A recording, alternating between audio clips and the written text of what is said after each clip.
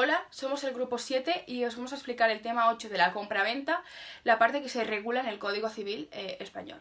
Tal y como establece el 1445, en el contrato de compraventa, uno de los contratantes se obliga a entregar una cosa determinada y el otro a pagar por ella un precio cierto, en dinero o signo que lo represente.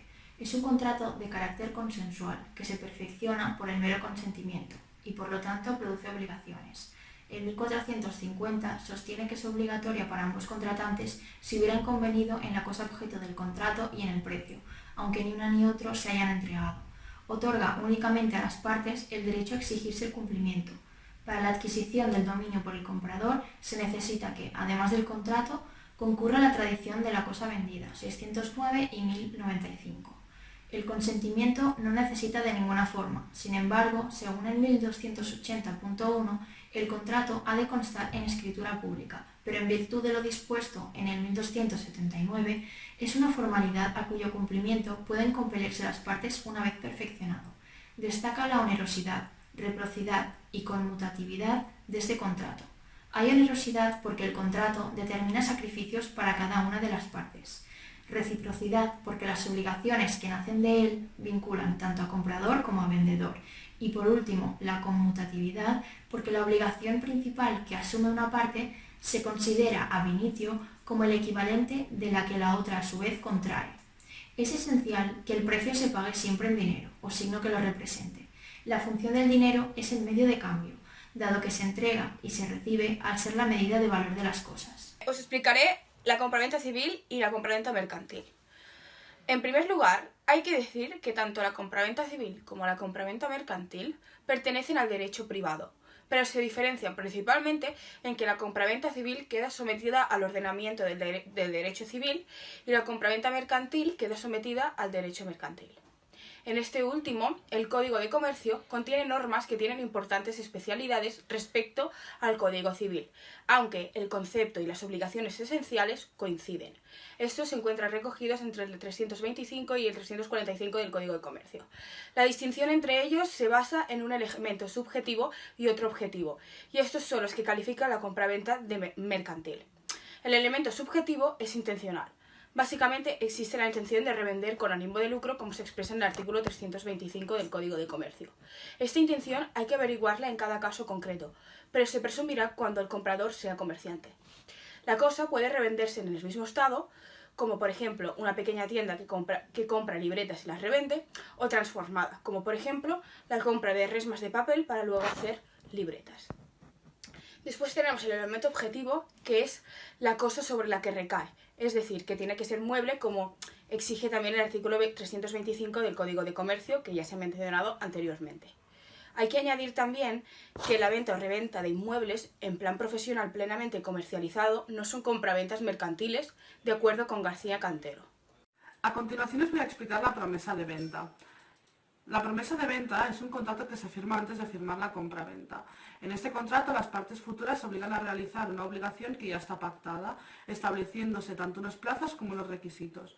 No es de obligado cumplimiento realizarlo, pero de esta manera se ayuda a las partes a asegurarse de que se va a producir este contrato. Además, también ayuda a asegurar el precio y las características de lo pactado y a reservar el bien, es decir, sacar aquello que hemos pactado del mercado en el caso de ser bienes. La promesa de venta puede ser pedida tanto por el comprador como por el vendedor, ya que ambos obtienen beneficios. La promesa de venta podemos equiparar al propio contrato de compraventa, ya que tal y como se expresa en el artículo 1451 del Código Civil, con la promesa de venta existe el derecho entre las partes a reclamar recíprocamente el cumplimiento del contrato, siempre y cuando haya habido una conformidad en la cosa y el precio. No se exige la perfección del contrato, sino que se exige la consumación del mismo. Un caso distinto sería cuando no hubiera acuerdo previo entre el precio, ya que al exigirse legalmente no podría reclamarse nada. En este caso nos encontraríamos ante una fase preparatoria o ante unos tratos preliminares, que cabe recordar que no tienen ninguna vinculación jurídica. Cabe diferenciar también la promesa de venta y la opción de compra, ya que en este caso el contrato tampoco está perfeccionado, por lo que el vendedor no puede exigir el pago del precio al comprador ni éste la entrega del bien. Además, debe distinguirse de la compraventa con arras penitenciales, en las cuales se le concede la facultad de asistimiento a ambas partes, con la consiguiente consecuencia de que quien lo haga perderá las arras o deberá devolverlas duplicadas. En este caso, existe contrato y es exigible, pero ambas partes tienen capacidad resolutoria. Al perfeccionarse el contrato con arras, el comprador suele entregar una suma de dinero en concepto de señal, es decir, las arras. Según el artículo 1454 del Código Civil, podrá rescindirse el contrato allanándose el comprador a perderlas o el vendedor a devolverlas duplicadas.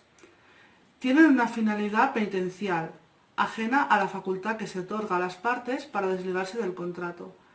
Antes de su aplicación, ha de verse si las partes han querido que las arras sean penitenciales, confirmatorias del contrato, o penales, sancionadoras de su incumplimiento, tal y como se dice en la sentencia del 7 de febrero de 1966, la de 16 de diciembre de 1970 y la 21 de junio de 2013. La jurisprudencia predominante sostiene que las arras tienen el concepto de anticipo de precio, es decir, son confirmatorias de la celebración de un contrato, encontrándose esto en las sentencias de 12 de julio de 1986 y de 11 de abril de 1994. Para poder realizar una promesa de venta es necesario aportar algunos documentos según el caso. Un ejemplo es el contrato de compraventa de un inmueble, en el cual es necesario aportar una fotocopia de cédula, la identidad del vendedor y del comprador, toda la información del inmueble, como por ejemplo la dirección, si tiene o no bodega, etc. Y por último, si es el caso, un documento con preaprobación del crédito hipotecario.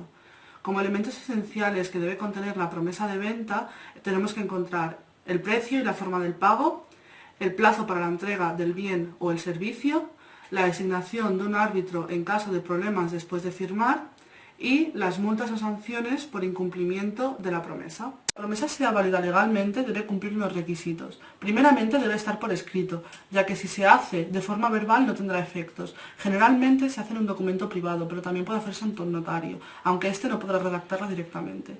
De igual forma no es necesario hacerlo junto a un abogado, aunque también es lo más aconsejable. Deberá ser lícita, es decir, que tenga conformidad con la ley. Deberá contener un plazo que deje claro cuándo se celebrará el contrato. De esta manera, tanto el comprador como el vendedor sabrán que tras pasar una condición se celebrará el contrato. Por ejemplo, si se pone como condición que al comprador se le conceda un crédito para poder realizar el contrato, hasta que no se le conceda no se podrá celebrar el mismo. También debe ser clara, es decir, que se especifique el inmueble, precio, etc. De esta manera, cuando se vaya a realizar el contrato, únicamente faltará realizar la entrega del bien. Puede ocurrir que pasado el plazo fijado de la promesa, una de las partes incumpla y por consiguiente que no se efectúe el contrato. En el caso de que se produzca sin justificación, la parte afectada podrá acudir a los tribunales y exigir el cumplimiento forzado. Además, podrá exigir una indemnización establecida como multa en la propia promesa. Un ejemplo de caso injustificado sería en un contrato de compraventa de un inmueble donde no se realiza el contrato ya que el comprador le ha gustado más otro piso y ha decidido comprar el otro, o cuando el vendedor decide venderle la casa a otro comprador con el cual no tenía esta promesa de venta. En cuanto a la multa, por lo general se estipula un 10 o un 20% del valor entregado, pero se deberán estipular valores inferiores para cumplimientos de menor importancia, como por ejemplo un retraso en el cumplimiento. En el caso de que no se estipule la multa en la promesa, igualmente se puede exigir una indemnización mediante una demanda civil. Otro motivo por el cual podría producirse el incumplimiento es por fuerza mayor, con lo cual en este caso sí que quedaría justificado. Por ejemplo, que el comprador no obtenga el crédito o que una de las partes enferme y como consecuencia no se pueda realizar el contrato. En estos casos, como se producen unas acciones que no se pueden controlar, generalmente las partes conversan y deciden si dejar sin efecto la promesa o ampliar el plazo. La promesa de venta puede cederse, siempre y cuando se realice esta cesión por escrito y cuando por la propia promesa esté permitido. En este caso, se produciría un traspaso legal de la titularidad de la promesa de venta.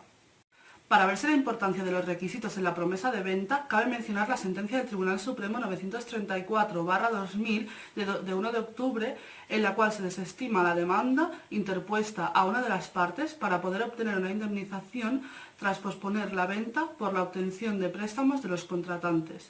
Finalmente, el tribunal desestimó la demanda por ausencia de contrato.